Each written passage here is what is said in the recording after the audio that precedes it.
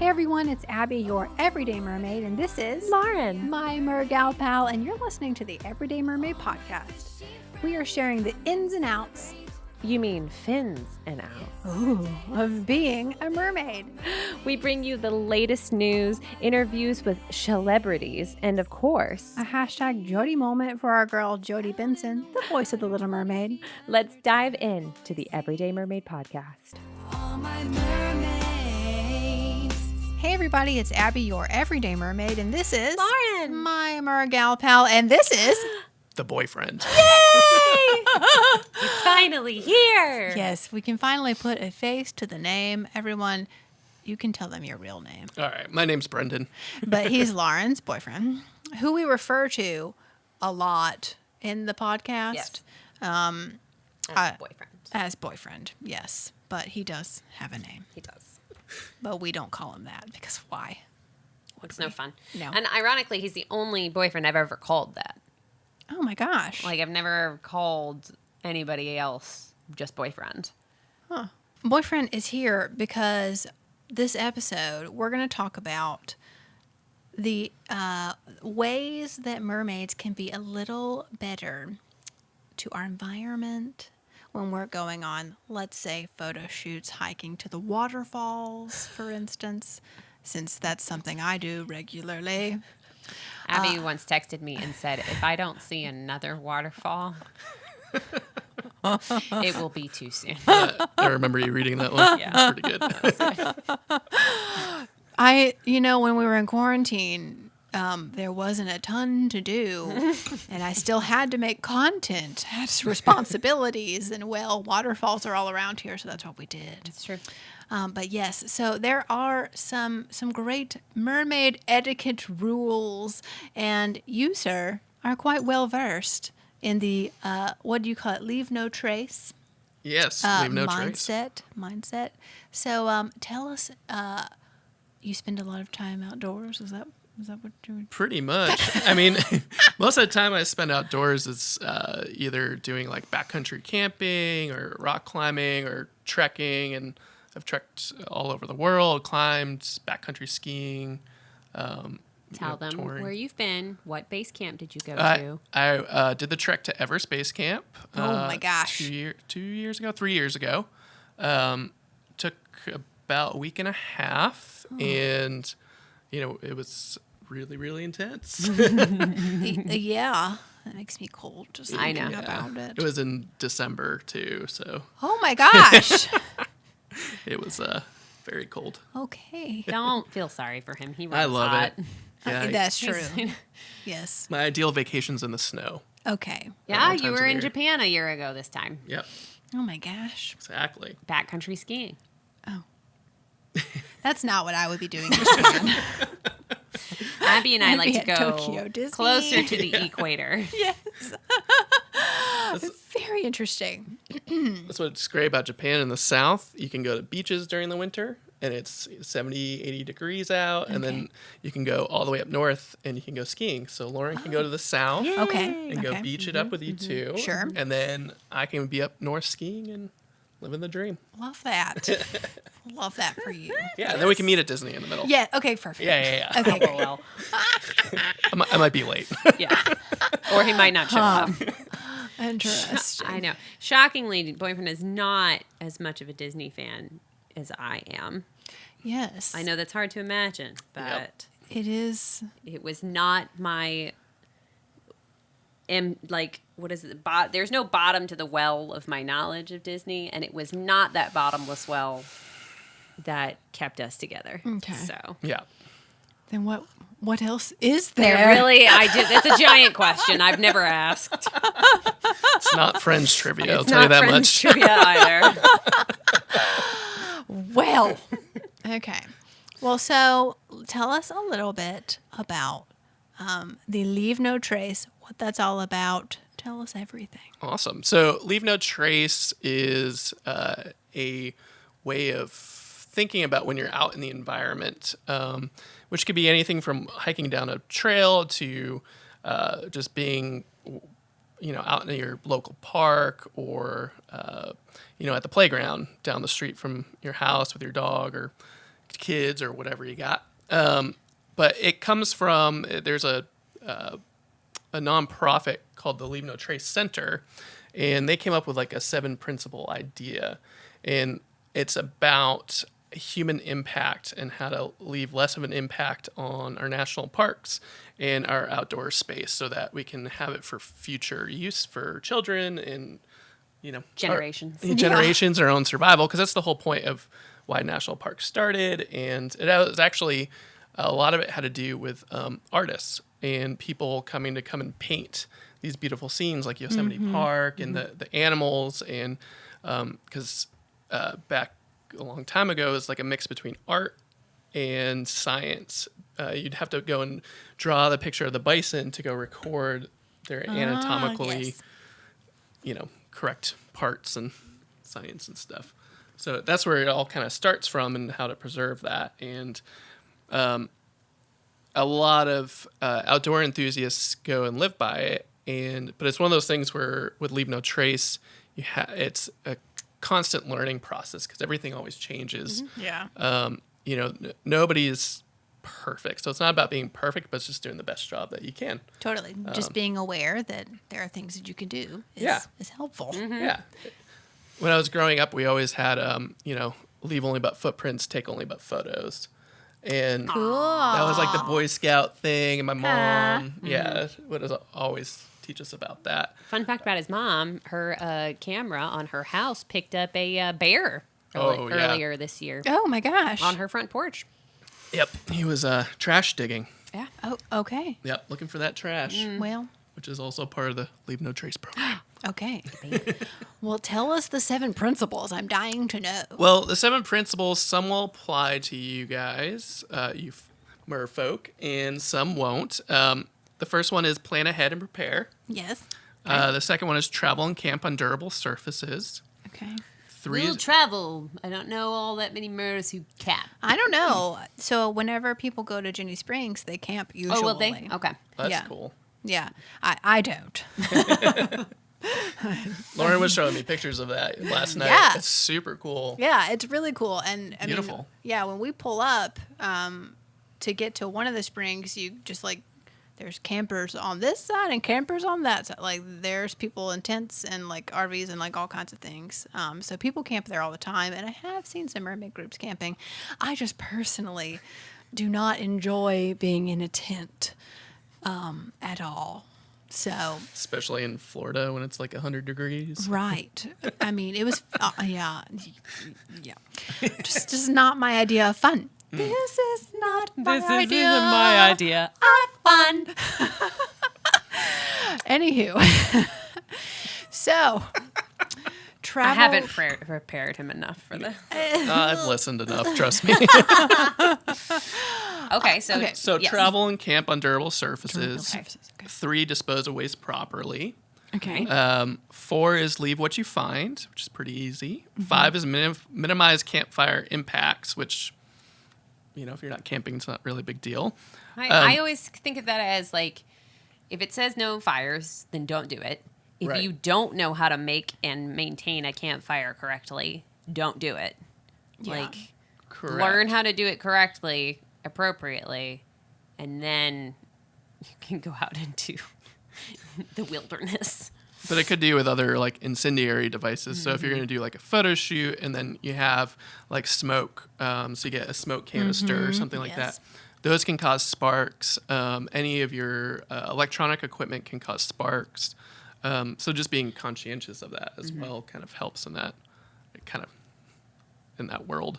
The 6th one, which is one of my favorites, is respect wildlife. Okay. Oh, yes. Yes. And then my biggest favorite one is number 7, be considerate of other visitors. Yes. Yes. You mean there are a lot of things that I could Yeah. discuss right now. One of the first dates that Brendan and I ever went on, I took him down to Natchez Trace and Jackson Falls. Which I don't think you've ever been to. I have you? actually haven't been You to have that been to waterfall. I know. Really? I've wanted to go actually because it's fairly close. Yeah, it's fairly But- close, and it's not a long hike at Yeah, all. Like it's yeah. like the whole hike, to get down there is like 500 feet or something. It's quite steep, and I wouldn't call it like a true like waterfall like what you're thinking of in your head. It's more of a sheet rock, and the water just slides down the sheet. Oops, sorry, Ariel. Water just slides down the sheet rock. So we go on this date. We're having such a fun time. Now, the really nice thing about it is that after a really good rain, the water pools in these different places. And so a lot of families go because it's pretty shallow, and they'll let their little babies swim. So I took him there, and we're like meandering around and walking and doing all of this. And this one family has left, and they left behind a completely full diaper. There was more than that. It was more than that, Yeah. but that was like the nastiest part. So like they left all of their picnic trash. Okay. So we cleaned it up. Yep. Good for y'all. My gosh. That's how we stayed together. That's the only reason why. Our love of picking up trash. Yeah. Gosh. Yeah. So, and I think as from a mermaid perspective, the way it typically goes when it's just like a day trip or something is I will for sure like have my fanny pack and stuff with snacks and doodads. But we have our tails. Mm-hmm. Any like wigs, things are already on usually. We walk over and sometimes climb and go through rivers unexpectedly that we didn't know we had to go through to get to the waterfall. And then we get in our tails and we pose and we leave. But I have been to photo shoots where people they've brought like lunches and stuff and like Ziploc baggies and things just kind of get left behind or whatnot. So if there's not a trash receptacle, what do you tell those people? To just carry their trash back to them? Yes, very much so. Yes. I think Vehemently. He tells them that quite vehemently. Yes, as you should. Yeah. I think trash is one of the biggest impacts that we have on our environment. And everywhere I've been, I've seen, microplastics and plastic trash everywhere. And, it's one of the things I think with the first part where it's like plan ahead. So with whatever you bring, think about, is it going to be windy today? Is it going to rain? Is it, the snack that I'm bringing, to take off as much of the plastic and the cardboard around it as possible before I brought it out. Not only will that help you with, lowering the weight that you're carrying in your fanny pack, but it also, stuff happens. So, gust of wind comes and it blows your candy bar wrapper down a 80-foot cliff. Like, you can't go get that. Like, that's impossible. But, mitigating that risk is kind of the biggest thing. And then having, what I always do is have like, when you go to Kroger or grocery store and you have those, you end up with those plastic bags. Yeah. It's really annoying and suck, but they're actually really good to keep in your fanny pack. So what I do is, let's say I'm going on I'll call it a destination hike. So if I'm walking into a waterfall and, it's a mile in or something, and then I'm walking back out, you can bring that plastic bag with you. And as you're coming back out, just pick up all the trash that you see on the way out. Love that. Yeah. So you're not only leaving no trace, but you're actually leaving the place in a better position so that the next person that comes along sees a more pristine version of the environment than what you saw. I love that. Which is beautiful. So good. Yeah. So with that being said, leaving no trace or leaving it better than you found it, how does this affect people like, stacking up rocks or taking rocks home with them or even seashells? That's what kept us together. Probably. Our vehement hatred for rock stacking. There's a lot of it out there. It drives both of us insane. Yeah, everywhere I've been, I've seen something along those lines. Even in California when we were there. The original purpose of it, I get. It used to be this kind of ritualistic thing that a lot of peoples would do to kind of... it was supposed to be an homage. But that's not why people do it now. The reason that people do it now is to just leave their own mark. Yeah. And I'm like, nature doesn't need more of a human mark on it. Well, the hard part with the doing rock stacking or cairns is, let's say you're in the Alpine, which is anywhere, where it's super rocky, where you're above a tree line. A lot of people on designated trails, use them to mark those trails. So if you start building them, off, let's say you're sitting down for lunch and you decide to build a cairn there or a rock pile, and all of a sudden somebody uses that as a marker, right? And the weather starts getting bad and they go off trail. And then all of a sudden they're lost. Yeah. And then all of a sudden a search and rescue team has to come, which also has a huge negative impact on the environment because human life is obviously super important, but they'll do huge teams covering huge ground to go and find that person. But there's also videos of, in a river where they'll stack the rocks and animals have gotten hurt. Yeah. And it also is not original to where, the view that you're supposed to be seeing of that place. So, for example, like in Tennessee, there's all sorts of salamanders. And they use the rivers as breeding grounds. So if you build a cairn in that river, you actually destroy their breeding ground. And there's some salamanders that they're the only breeds live in specific creeks in Tennessee. So you could end up causing an extinction of a salamander family or Gosh, yeah, maybe salamanders? species, yeah. Oh my Which we don't gosh. want. No, Yeah. we don't. Yeah, I mean it disrupts the environment from a micro standpoint. Like and that builds up from there. So it's like you disrupt the microorganisms, then you're disrupting the creatures that feed on those, and that disrupts the chain of life going up through us, really. But we're also, as like humans, we're I always say it like it's a monkey see, monkey do culture. Yeah. So if you see one cairn, you think it's okay. Oh, I can go build my own, and all of a sudden there's 100 of them. Yeah.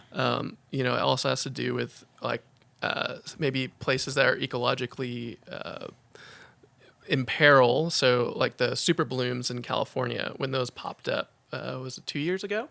There were a lot of influencers and people would go and take photos in them. They would rip the super blooms out, or they would go off trail, even though there's signs, and they would go and create what they call social trails, which are trails that are not supposed to be there. And within the wrecking of these super blooms, you affect the bee population. There's a lot of cascading effects. And I think one of the things to always just be conscientious of is how what you as a human being, and let's say you have like a following of people, you post a photo of you ripping up these pretty flowers, and all of a sudden you got 200 extra people showing up to go rip up those flowers because they want to emulate you in your photos. But the beautiful thing on the flip side of it is that those 200 people might have never gone outside or might never seen anything as beautiful as whatever you guys took a picture of. Totally. And so, but there's got to be a conscientious, and sometimes people say that's like the 8th rule of, it's like a sustainable, responsible action of a user of the parks. Yeah. With how they post things online. And you can see it, even this year with the coronavirus, us trying to get a campsite, like on a front country camping, we couldn't even, like months in advance, we couldn't ever get one. And 2 years ago, I could get one the day of at the most popular spots, except on like July 4th. But, and then we just have a lot more people hitting our trails. So you'll get a lot of crusty outdoors people, not me, that might be angry and Crabby outdoors people. See a bunch of... Oh, that's good. That's a good mermaid pun right there. That took both of y'all a second. I know. I was like, wait a I second. keep trying to think of mermaid processing. puns as I'm going, and I'm not as fast as you. We've had some practice. Yeah. Just a little bit. But I think there's some big things that are to remember too. Is I always have a rule of 3, and it has to do with like safety for everybody, and it applies, I think, to the leave no trace idea, and also as people who are going to go do photography outside or go modeling or do anything like that. Is my rule of 3 is you have 3 strikes, and at that point, once you hit the 3 strikes, You're out. You turn around. Yeah. So let's say you're carrying about what those hills weigh, like the foot part that you put on. The Mono monofin, the fin. fluke, Those, yes. if you're bringing those, and I know mostly you do that when you shoot underwater, but if those are like I bring them. 40, 50 pounds, like they're heavy. Mine's like it's like 25 to 30. 20, yeah. So They're still hefty. a normal, like a backpacker that's going to go and hike like 20, 30 miles in a day or two, their packs weigh about 35, 40 pounds. Yeah. You know, so that's what I'm saying is that's very heavy. Yes. And you're also carrying photography gear, and there's you have to be realistic about your skill level and your fitness, because if it's 100 degrees out, that might be considered a strike against you because it's really hot out. And, you know, it takes a lot out of you to go do that. Plus, you're also carrying 60 pounds worth of gear, and you know, what if there's an animal on the trail? What do you do? Drop the fin and run. That's what I do. Drop the fin and run. Swim Chipmunk. Swim away. It's Just the hope you're new. faster than the other person. I run almost every day. I could outrun something, hopefully. Yeah, that's the new stop, drop, and roll. Drop the fin Drop and the run. fin and Run. Drop tail.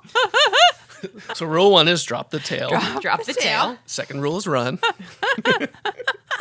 Unless it's a cougar, don't run. Stare him down. Oh, really? Don't turn your back to a cougar. Yeah. Oh my gosh. Okay. Good to know. Yes. Black bears you can turn around and walk away. I've heard you play dead. Do you play dead? No. Okay. Yes, you do.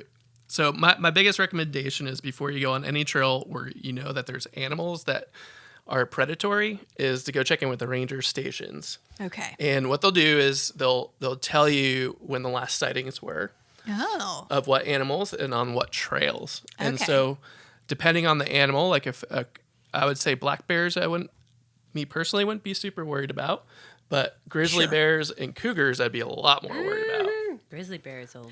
Oh, they're scary. Yeah, they're big. They'll do some damage. But the grizzly bears are the ones you want to tuck and Okay. play dead.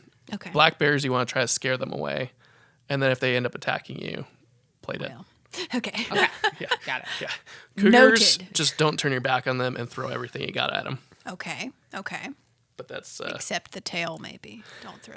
You could throw the I don't tail. know. throw the tail. It might I feel be like the tail would be shocking. a solid stay away from me object.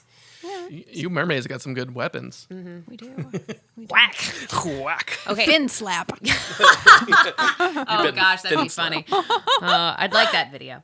Yes. I give him a ha. And Perfect. Okay, go back and explain your rule of 3 again. So sorry. Yeah. Wow. No, that's diversion. okay. So my rule of 3 has to do with the idea that your destination isn't necessary to get to. It's you coming home is the most important thing. Ooh, okay, that's good. Yes. We like that. We do So- like to come No home. dead mermaids. No Right. dead mermaids. Yes. So even if you have a photo shoot, you know, you're dealing with nature. So a lot of things change Yes. on a dime, especially, you know, wherever you are. Tennessee, the weather's a little bit more less volatile, but if you're out in California in the mountains or Right. anywhere, or even in Florida and you're shooting by the ocean and, you know, Yeah. tidal surges For or real. Yeah. I've been on some rocks and been shaken up a little bit. yeah, those could be serious. So Yep. my rule of 3 is basically, you know, I look at the weather and I see, okay, it's a clear day, so I don't have any strikes against me. Oh, it's raining. Okay, that could be a strike against me because rocks become slippery, the conditions of the trail change. You know, am I alone or am I with people? So if I'm ever alone, and I do go hiking a lot alone, that's already an automatic strike against me.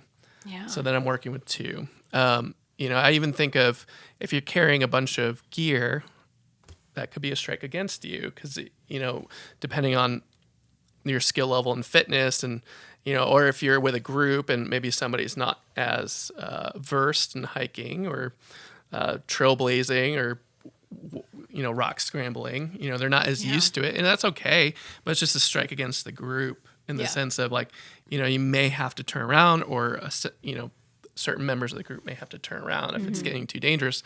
Because the worst thing that people don't think about is having to get rescued.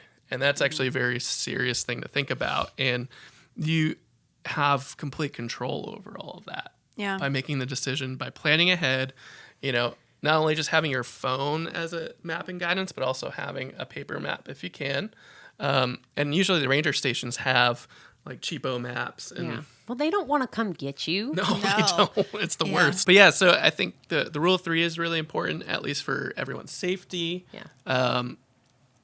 Preparing, I think, is also really important. So, knowing your weather, talking to the rangers at the ranger station.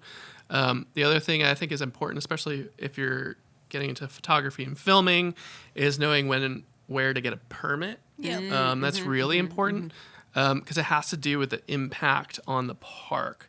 So if you are doing a photo shoot on a public land, it's not particularly your place to go and do a photo shoot without the blessing of the rangers and them knowing how your operation is going to impact that particular part of the park. Because a lot of times if you go and do a photo shoot and you didn't know that eagles are nesting and you're trying to use a drone to get this really cool shot, and you end up knocking an eagle nest and the bird falls and they reject that little eaglet. Things like that where the rangers can help you navigate that. And they may even, a lot of times, they're usually really cool people too. So they'll be like, oh, you should come here at sunset. Yeah. Because you're going to get this cool shot. Right.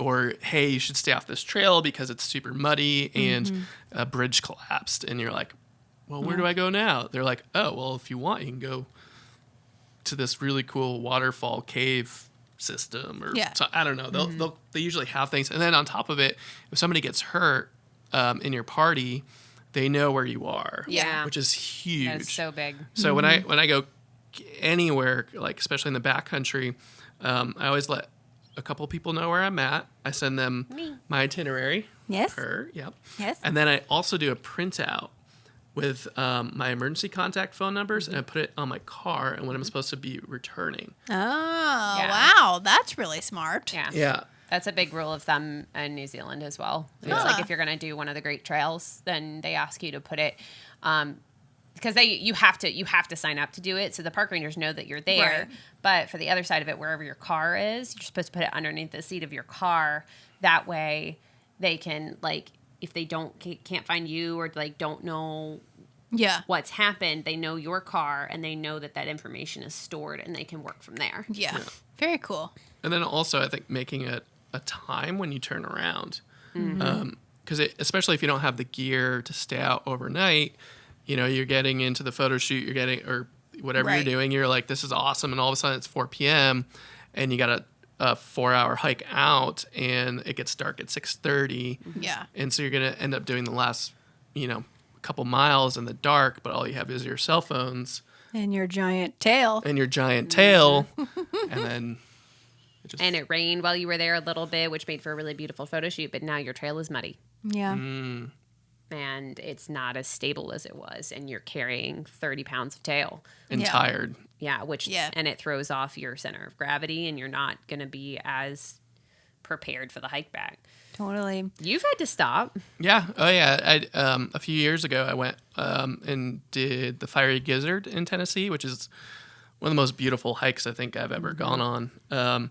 And I left and I was going by myself, which is already a big strike against me. Right. And it was fall, so all the leaves were starting to fall, and it had rained a few nights before. And I get about a mile in, and I was walking, and I had my night pack on, which is like 25, 30 pounds, and my foot slipped, and it got jammed in a rock, and I fell backwards. Oh. And I'm pretty sure I snapped my tendons in my right foot. And at that point, I was like, I had to turn around. Yeah. But it took me a good, to do 2 miles, it took me 2.5, 3 hours to get out. Oh my gosh. And thank God I wasn't further in. Right. Oh my But gosh. I was by myself in that, That is my worst nightmare. That sounds awful.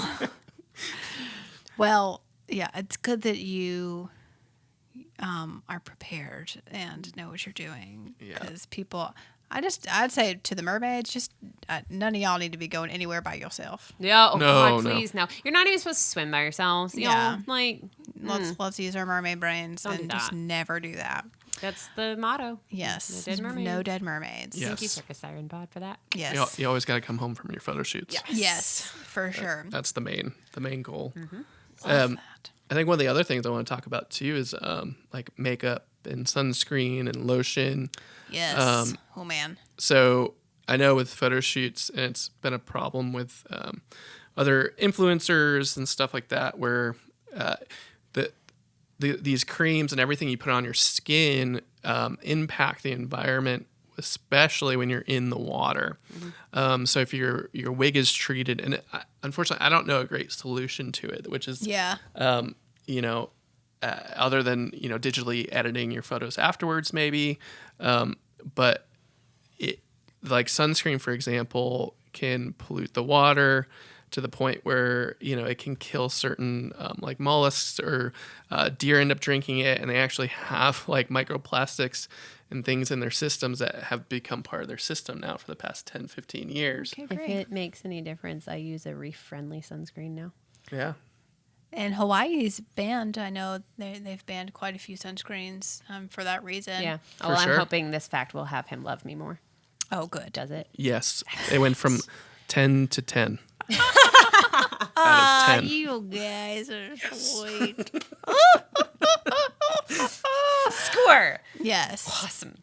Well, and for those listening and watching, just because your sunscreen says it's reef safe, you need to look on the back and read the ingredients. Hawaii, I've just recently looked at their site. That's why it's on my brain. But they'll tell you the ingredients that you cannot be in your sunscreen.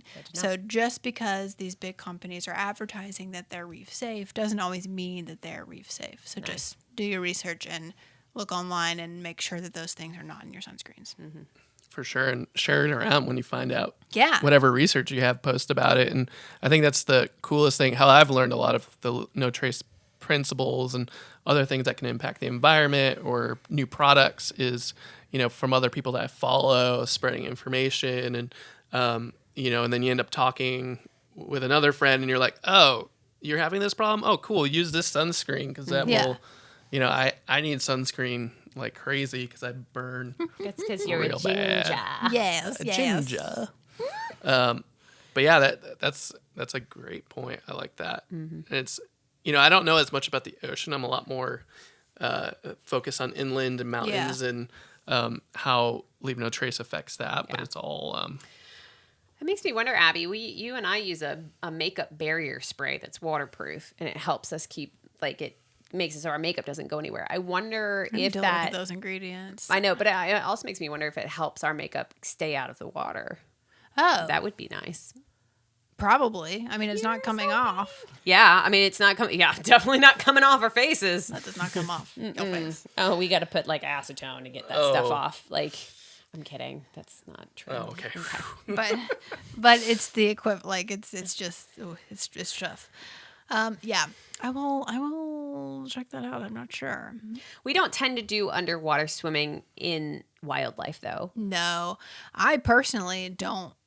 The only natural, I like the natural springs, like Jenny and Alexander and those things. But yeah, I don't swim in the lakes. Don't swim in the rivers. Just not as a mermaid. Yeah. If I can't video it and you see me, then to me I'm like, That's what's the point?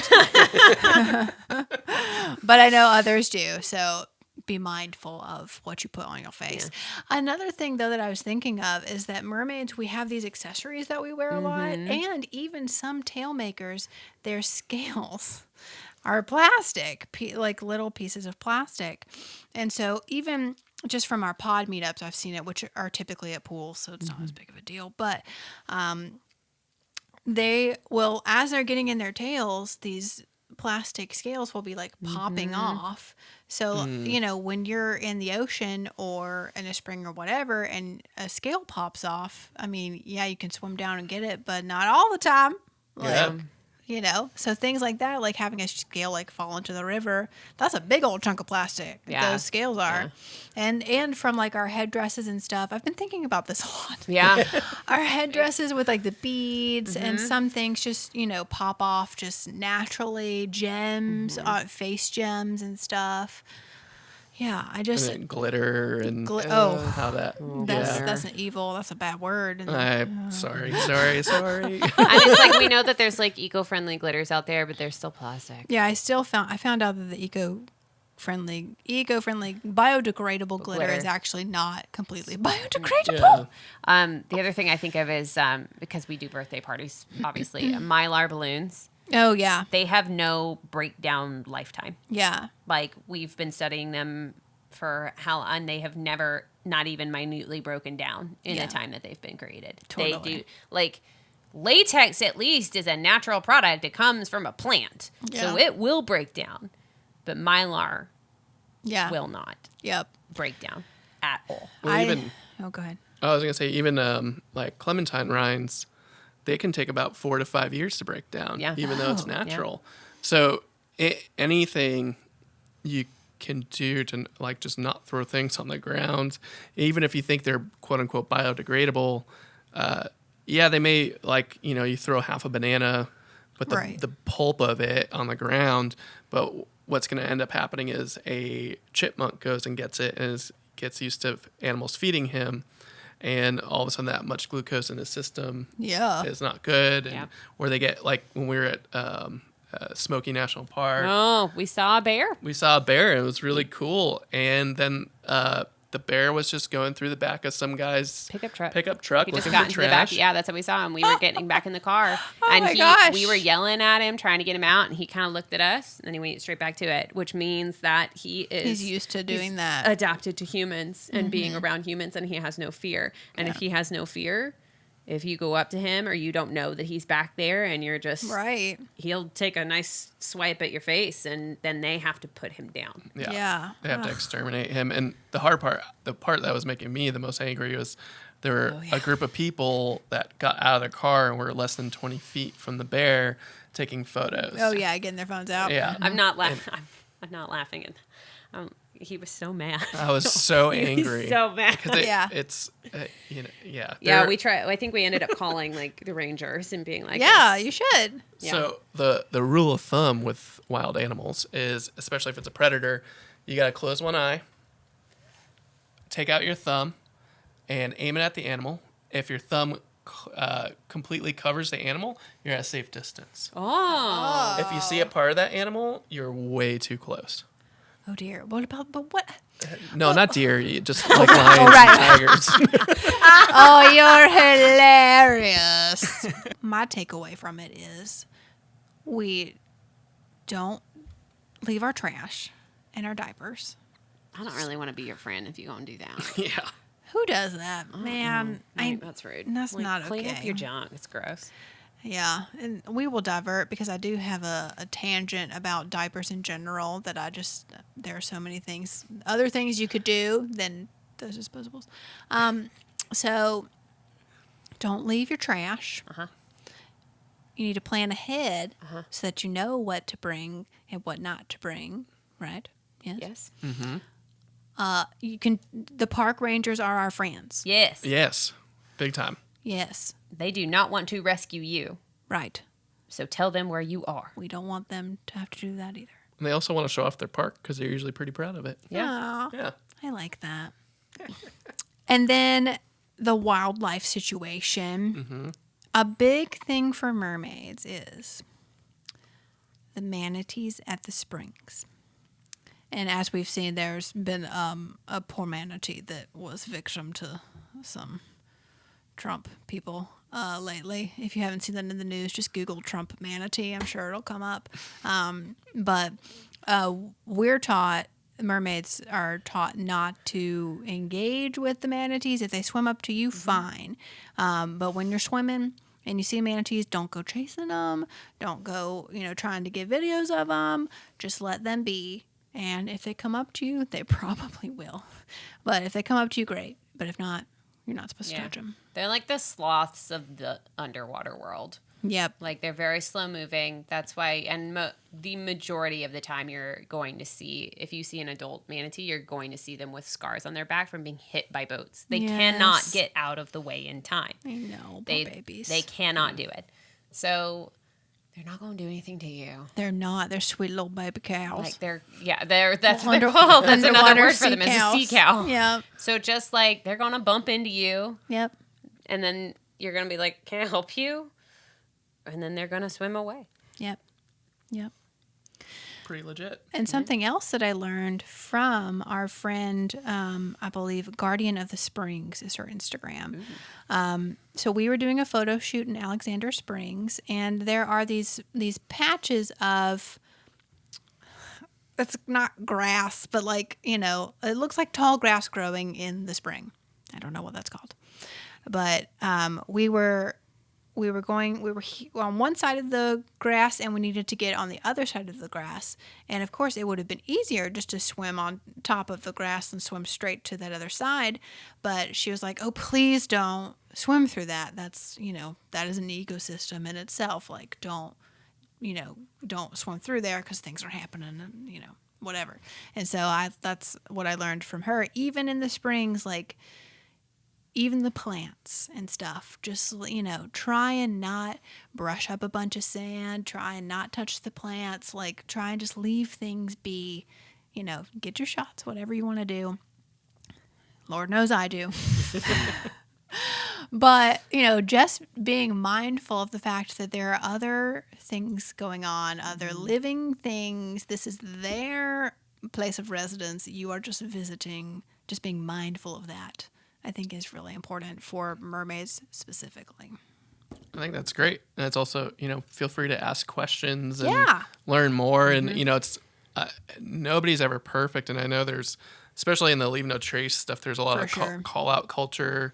And you may encounter it on a trail and where you get the crusty outdoors people yelling at you and just, learn, ignore them, don't engage, change your action. Get a permit for wherever you are and whip it out. Yeah. Yeah. Yes, whip it out. The permit. The permit. The permit. Yes. Whip it out. Whip it out. Yeah, and just, I think learning from your mistakes and asking questions, and it's okay to not know, and it's better to ask Totally. than to do and ask for forgiveness later in the environment. Yeah. For sure. Yes. There are times. There are when times. I just kind of go for it. Yeah. Not outdoors, though. Well, it's like, don't you think it's better to just pay for the permit than to pay the, like however much it is for it? Could be $20, could be $120. It's better to pay that fee for that permit and get all your gorgeous shots than have to pay the $100,000 for that helicopter to come and fish you out. Mm-hmm. Yeah, because he didn't follow some sort of instruction or something. And a cool thing, like in Tennessee, you can film and shoot photography on any state park for free. They ask, I think, depending on the size, to get in contact with a different organization within the government.